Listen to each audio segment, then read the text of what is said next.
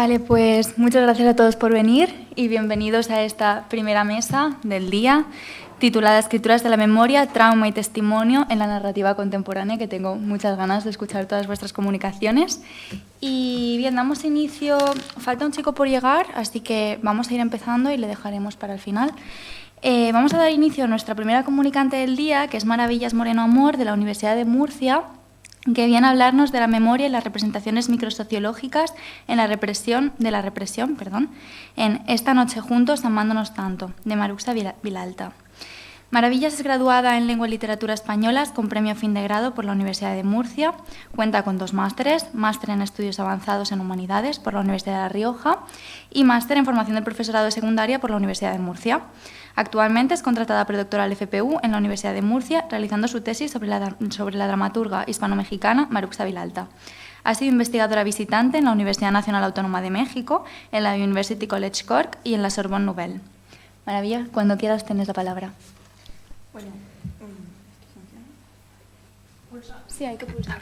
Vale, muchas gracias. Bueno, en primer lugar quisiera daros las gracias a todos por estar aquí a esta hora tan temprana en la mañana, a los organizadores del Congreso y, por supuesto, a nuestra moderadora.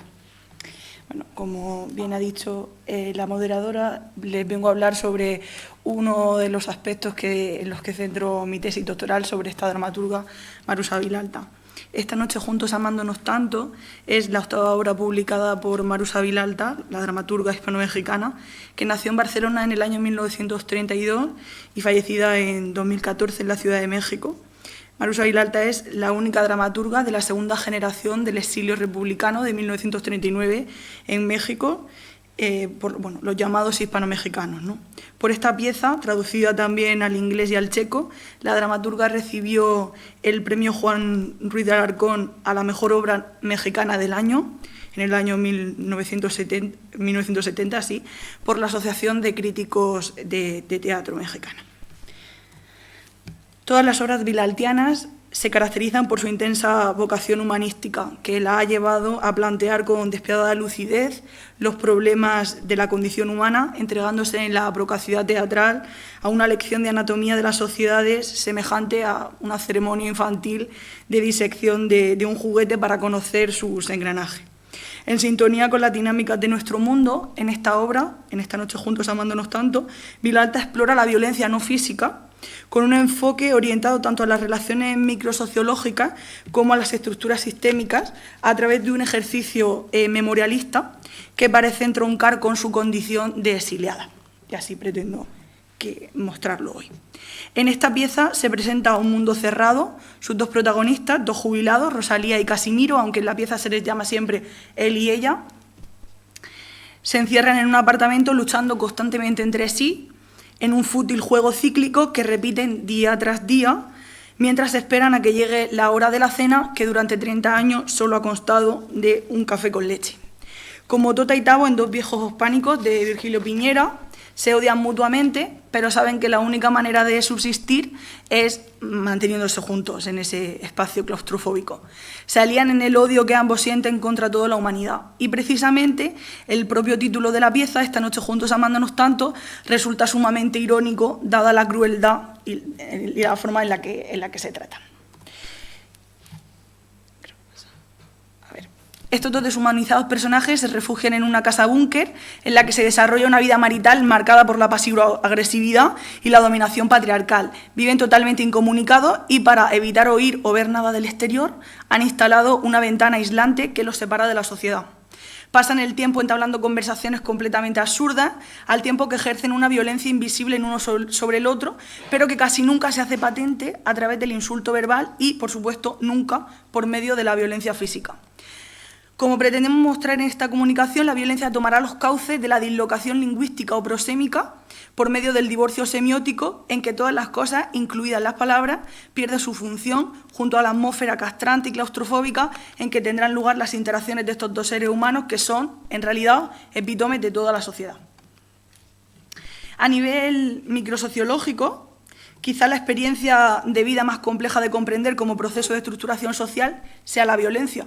La lectura de la vida social que permea la pieza vilaltiana entronca con las formas de violencia que se dan en las relaciones microsociológicas, tal y como lo expone Randall Collins. Para Collins, los rituales de interacción están marcados a menudo por un patrón antagónico, donde participantes con ritmos irreconciliables o con propósitos opuestos se disputan la definición emocional de la situación, es decir, su dominio.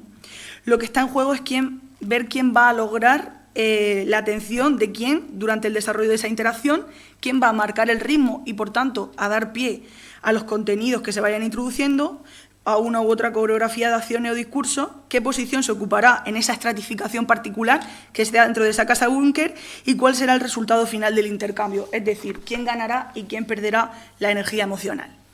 Para Collins, y contrariamente a la mitología narrativa habitual que encontramos en la literatura, en el cine o en los medios, la violencia física no surge a la menor ocasión, sino que suelen hallarse modos de ponerle coto o transformarse. Es el resultado, como resultado se da el control del proceso de consonancia mutua por medio de la sumisión del más débil emocionalmente, en este caso siempre será Rosalía, al ritmo del más fuerte, que ocupa el centro de atención y nutre la galvanización emocional del otro, venciendo la tensión, miedo y dominando el intercambio, por lo tanto. La violencia en las relaciones a nivel microsociológico, en este sentido, depende directamente de esta microdinámica de la que les hablo, de la cual se produce la regulación de estos microprocesos emocionales que propician las situaciones y sus cadenas temporales. En la casuística, se puede resumir en esa frase que tienen en la pantalla de Collins, que la violencia no la generan los individuos aislados, sino todo el espacio emocional de atención. Esto va a derivar por ese paralelismo del que les pretendo hablar entre el espacio cerrado de la casa con lo que ocurre en el exterior, ¿no? Con esa, como verán, ese simbolismo que hay con respecto a las sociedades dictatoriales. En esta noche, junto a Amándonos tanto, dentro del hermetismo de esa casa búnker, el diálogo y las acciones son completamente absurdas e ilógicas. Ella asegura que llueve, él que no, sin saber realmente ninguno de los dos si es verdad, ya que ignoran lo que ocurre afuera. También se refieren a los hijos inexistentes, como tienen en esta cita que ven en la pantalla, esos que pudieron haber tenido pero que nunca nacieron, como si tuvieran edad, únicamente movidos por esa firme voluntad de dominar la conversación y, por tanto, al contrario. Pero el dominio de la situación nunca se logra por medio de la violencia física, insisto. La confrontación de estos dos seres se da en un ritual de interacción con un intenso grado de atención mutua y fuertes emociones de agitación, de ira y incluso de miedo, ¿no? Sobre todo de miedo. Sus intercambios están dominados por esa tensión de confrontación paralizadora que inhibe la violencia física y que procede, como les decía, esencialmente del miedo de sufrir un daño que en realidad no es otro que salir afuera, romper la rutina, tener que romper ese aislamiento o de que alguien incluso pueda llegar a dirigirle la palabra, de fallar a ese sentido de su existencia, que no es sino continuar la velada en ese baile de odio mutuo y hacia todo ser humano que comparte. Es por ello que la tensión que se acumula no desemboca en la agresión física, sino que se haya, de algún modo, superada o transformada en otro tipo de actos que van contra lo convencional de cualquier situación normal, ¿no? El odio que se tienen y la violencia que ejercen entre sí se muestra a través de la contención de sus acciones y el travestismo lingüístico, tal y como lo llamó Sharon Magnarelli, y así, por ejemplo, él ahoga las ansias que tiene de martirizar a su compañera, asesinándola simbólicamente, rompiendo un retrato en trozos, del mismo modo que ella apuñala el maniquí que utiliza para tejer para contener esos impulsos violentos. Pero el texto explícito no hace patente nunca la violencia, porque ésta se transmite a través de un ambiente represivo y tenso en el que se entremezcla la hipocresía con furibundos dardos de ironía en diálogos marcados por la contradicción entre el significante y el significado. Aquí se introduce uno de los elementos más originales de la pieza, que es el divorcio entre lo que se dice, el texto, y lo que ocurre, entre lo que se dice y cómo se dice. Si la interacción social está enajenada, el intercambio comunicativo no ha de estar de otro modo. Así se produce ese distanciamiento entre el discurso respecto de la praxis, del significante respecto del significado, como da cuenta Sharon Magnarelli en esta cita que tienen en la pantalla. Como cualquier signo en este mundo, toda actividad en el universo vilartiano llega a ser una negación de y en sí misma. La corrupción del ambiente y de los personajes en esta pieza hace que todas las cosas pierdan su valor, su función o absolutamente su significado. Las palabras se convierten entonces en simples e inservibles sonidos, reflejos especulares de sí mismas, hasta el punto de que la conversación entre estos dos seres acaba degenerando en una lista de palabras sin sentido alguno, como ven también en esta cita. Ellos no hablan para comunicarse porque su único objetivo es dominar la interacción y para ello el reemplazo del silencio con mero sonido ya basta. Teniendo presente que su meta no es, por tanto, la comunicación, reconocen la arbitraria relación que existe en las palabras y la consiguiente distancia que hay entre los significados y los significantes, porque al final todas las palabras son iguales y las podemos utilizar en el sentido que queramos.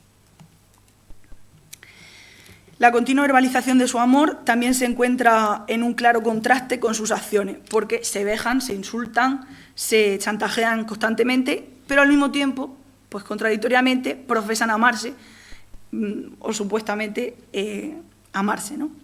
Como ven también en esta cita. Y por supuesto, además de las palabras, también las acciones tienen que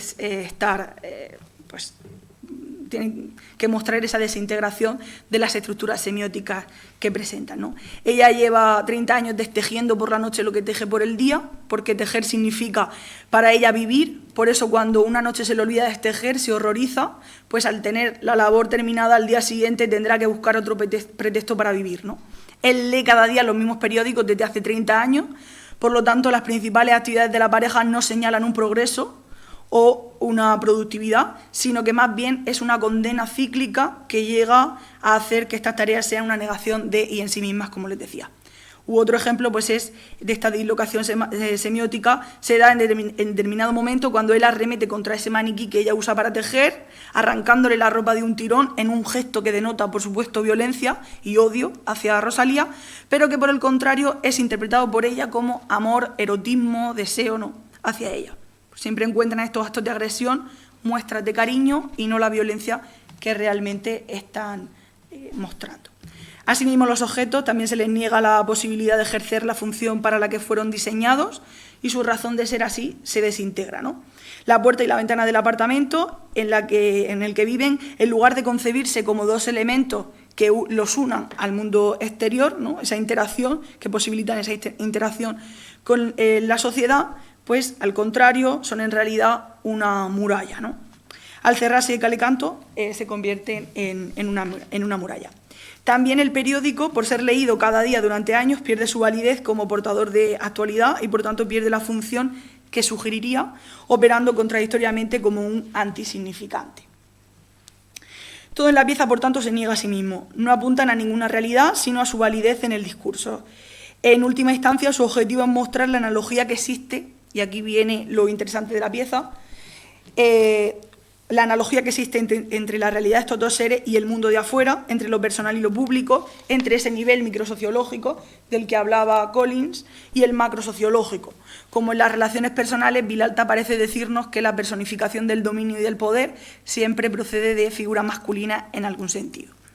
En realidad, la disociación que existe en esa pequeña escala de la vida de Rosalía y Casimiro permite denunciar la represión de los regímenes dictatoriales, contextos en los que nunca se pueden expresar las cosas abiertamente o donde todo lo dicho pueden cubrir un gran mar de fondo. Y esto no lo digo como mera interpretación personal, porque en la pieza, como van a ver a continuación, aparece alusiones explícitas a esta idea.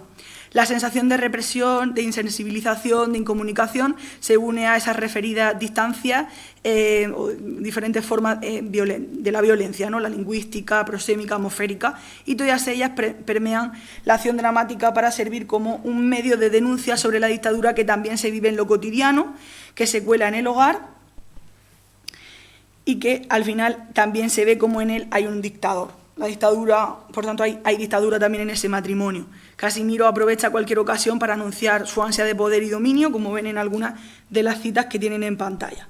Y dice Marusa Vilalta que nadie mejor que este matrimonio refleja la dictadura, la sociedad dictatorial, el fascismo que rompe los lazos sociales, anula la libertad de expresión y asfixia la existencia humana, entre actos de autocensura e hipocresía que comportan de algún modo la apropiación de palabras que son completamente incompatibles con las acciones reales de estos regímenes, ¿no?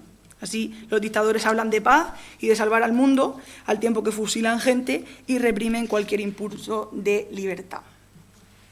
En este sentido, el paralelismo que se da entre el hermético círculo de este apartamento y la realidad exterior se produce de forma simbólica, y les decía que aparecía explícitamente en la pieza, lo hace a través de proyecciones en pantalla, de grabaciones y de personajes arquetípicos que personifican esta violencia, el terror y la represión de la dictadura y la sociedad que está engendrando, ¿no?, que trae aparejada.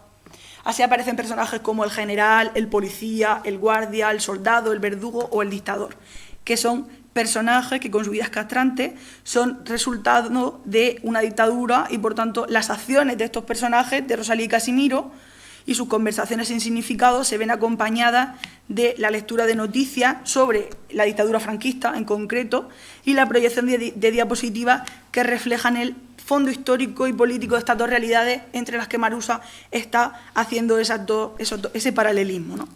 Se proyectan fotos de Franco, de Hitler, de Mussolini, de Trujillo, de Duvalier también, mientras que un personaje invade solo imaginativamente la sala de estar de este matrimonio y se dirige al público de la representación, el público que ha asistido a la función, y acaba por disparar contra él, ¿no?